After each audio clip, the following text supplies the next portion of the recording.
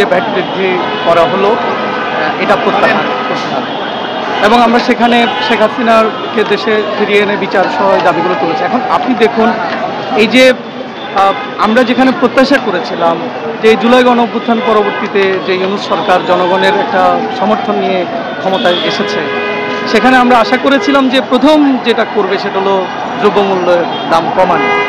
কারণ আপনি জানেন যে শেখ হাসিনার যে পতন হয়েছে এটার অন্যতম কারণ ছিল কিন্তু জিনিসপত্রের দাম বৃদ্ধি এবং মানুষের কিন্তু দেয়ালে পিঠ থেকে যাওয়ার পরিস্থিতি তৈরি হয়েছিল। এবং এই যে বিরাট সাধারণ জনগণ যুক্ত হয়েছে, সেই যুক্ততার অন্যতম কারণ যদি আপনি বোঝেন, এইটার অন্যতম কারণ ছিল কিন্তু জিনিসপত্রের দাম বৃদ্ধি। তো আমরা ফলে এটা সাধারণভাবে আমাদের প্রত্যাশা ছিল সরকার ক্ষমতায় আসার পরে দাম কমাবে, কিন্তু আমরা দেখতে পেলাম যেখানে বিশ্ববাজারে অনেক পণ্যের দাম কমছে সেখানে কিন্তু কোনো দাম কমার তো আলোচনা নাই, বরং এখানে দাম বৃদ্ধির যে আলোচনাটা এসছে।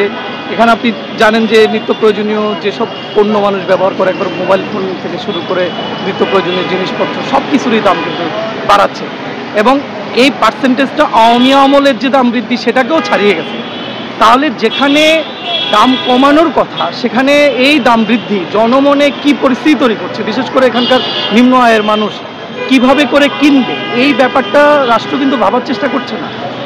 এর পেছনে আমরা দেখছি যে এই রাষ্ট্রের এখন যারা মূলত সামনে আছেন তারা কিন্তু IMF, বিশ্বব্যাংক সহ যেসব সংস্থার প্রেসক্রিপশনে এই কাজটা করছে, আমাদের বিরোধিতার যে জায়গা, যেখানে জনগণের যে সামর্থ্য তার ভিত্তিতে আপনি এগুলো ঠিক করুন, আলাপ আলোচনার ভিত্তিতে। কিন্তু আমরা দেখতে পেয়েছি যে জনগণের তীব্র একটা বিভিন্ন মহল থেকে একটা প্রতিবাদের পরেও আমাদের প্রেস সচিব এসে বলেছেন যে এটার দ্বারা সরকার কিন্তু অজনপ্রিয় হবে না। কিন্তু আপনারা জানেন আজকে এই ছাত্র জোটের বিক্ষোভ মিছিল হয়েছে এবং সারা দেশে কিন্তু বিভিন্ন মহল থেকে এটার বিরুদ্ধে প্রতিবাদ কিন্তু আছে। এখানে হোটেল মালিকরা থেকে শুরু করে নিত্য প্রয়োজনীয় পণ্যের সাথে যারা যুক্ত সবাই কিন্তু এটার বিরুদ্ধে বলছে।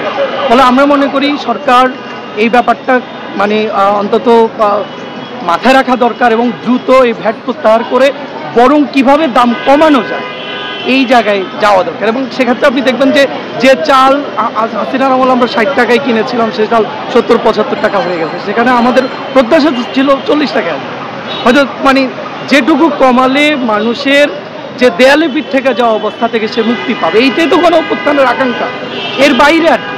তাহলে আমরা দেখেছি সেই কার্যকর ভূমিকাটা সরকার কিন্তু রাখতে পারছে, আমরা কিন্তু না বলে আমরা মনে করছি। ফলে আমরা আজকে এই প্রতিবাদটা করেছি এবং আমরা আগামী দিনে আমাদের প্রতিবাদ জারি রাখবো। এবং যে সংস্কার আকাঙ্ক্ষা জনগণের মধ্যে তৈরি হয়েছে, আমরা মনে করি সরকার এই ধরনের ভুল করবে না, অতি দ্রুত এই ভ্যাট বৃদ্ধির যে প্রস্তাবনা বা যে ইয়েকে তারা করেছে সেই জায়গা থেকে তারা দেখবে, এই প্রত্যাশা আমরা করছি।